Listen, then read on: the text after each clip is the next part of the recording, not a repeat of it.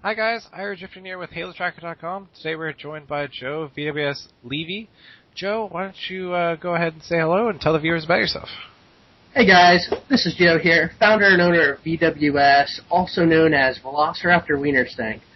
And VwS is primarily a console-based community that's involved in the sponsorships and competitive scene by bringing up-and-coming players into the competitive scene and helping them establish their name. Alright, sounds good. Now, how long would you say you've probably been involved with Halo? VwS entered the Halo scene mid-Halo Reach, so approximately 2.5 years ago, I would say. We got involved with some sponsoring for online tournaments and holding some of our own online tournaments, and then we ended up getting into the scene of sponsoring kids to actually go to physical tournaments like LANs and so forth. Okay, and, well, you said you started with Halo around 2.5 years ago. Was Halo your initial launch, or have you been running the VwS community a little bit longer than that, and then you branched into Halo?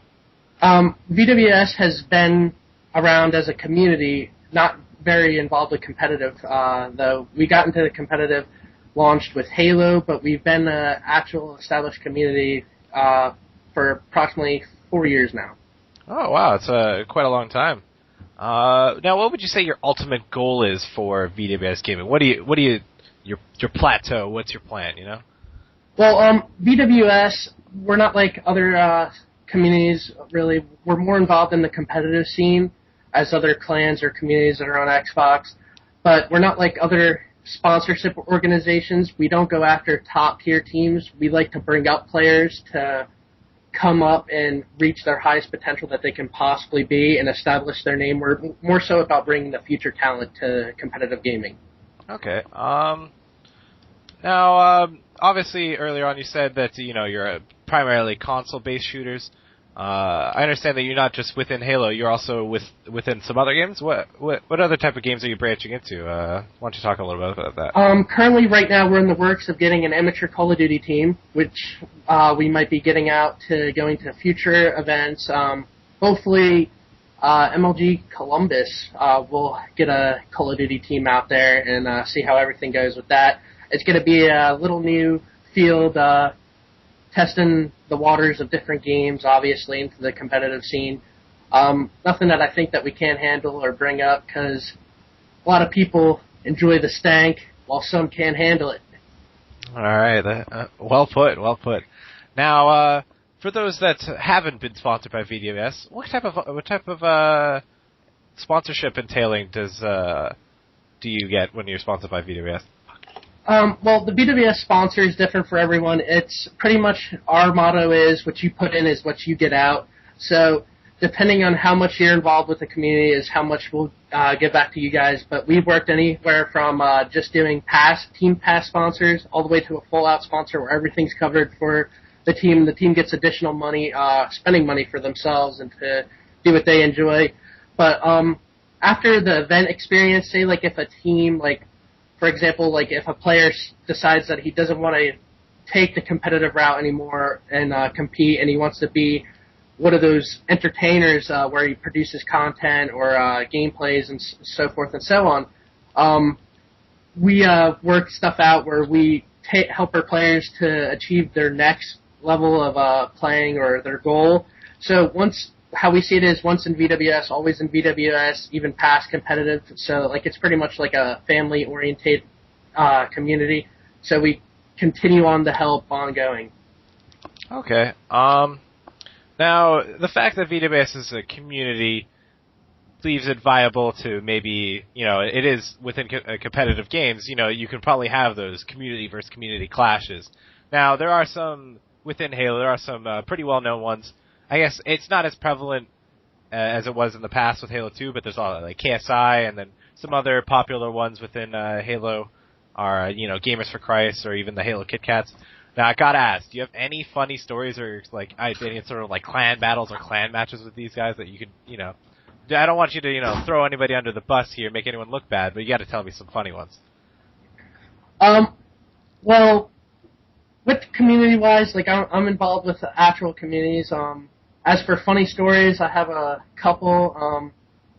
There's like these military-based communities, and they go to like they do these community wars or clan wars, and they take this stuff pretty serious. Like they'll challenge you to like community matches and all that, and we get involved with them because obviously there is a community backing behind VwS. So we get the community members in there and we mix them in with some of the players that we sponsor, so they get an opportunity to play with some of the VwS people that rock the banner on the professional scene, and play with them in community battles. And some of them, like some of the messages that you get from these kids after winning, it's kind of like ridiculous. Like the foul mouth language, cussing at one another, like it's really a whole nother world, man. Like they actually take this stuff to where they have like war rallies and they preach all this stuff. I don't know, like just some of the people, they act like it's a legitimate war or something, and they're an army on Xbox and they're a force to be reckoned with. It just beats the shit out of me. Excuse my language, but it's just a little ridiculous.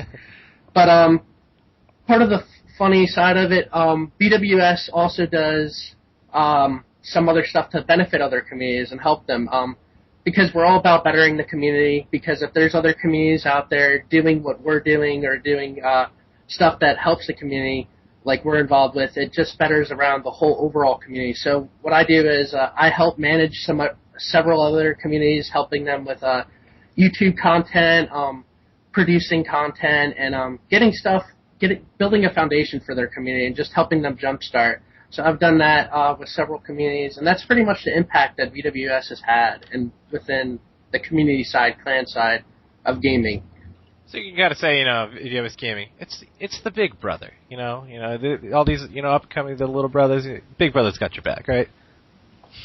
Yeah. All right, so back to the more pressing topics, Halo. All right, the big tournament coming up at the end of August here, the Halo 4 Global Championship.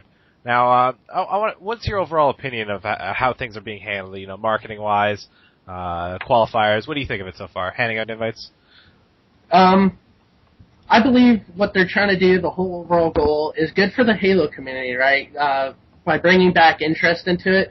But Halo, I feel, it needs a lot more than just the company throwing a bunch of money into it to bring it back. Like, the community has to get that interest by competing in something, and I feel the online qualifier is a good way to reach out to it. But the way they're marketing it is just... It's like aiming for people to cheat. Like, I looked into several videos, and I've been seeing that people are doing this sign-out glitch where games aren't counting against them and they're getting wins for it. Like, I just feel the way that they're doing it online is easily manipulated through people and system tampering. So I really don't feel that they can get the best people involved into it. And how they did the invites for teams that went to AGL and won previous AGLs, I thought that was kind of unfair because I believe Ambush, everyone on that roster, got close to like 20 invites or something apiece, which is kind of ridiculous. They should have did that a little bit more spread out to get some more faces in there. But I do like how if you got in the top 4 on the ladder that they're doing, the weekly ladders, you get a guest competitor pass, which you're allowed to invite a friend and they're allowed to compete, but they have to pay to get there, which is pretty neat because you're allowed to pick someone. Not sure if a lot of people know about that, but I heard some stuff about it from talking to some guys or working with some guys in the past that qualified for the top 4, and they've been telling me some of the insides and outs about it.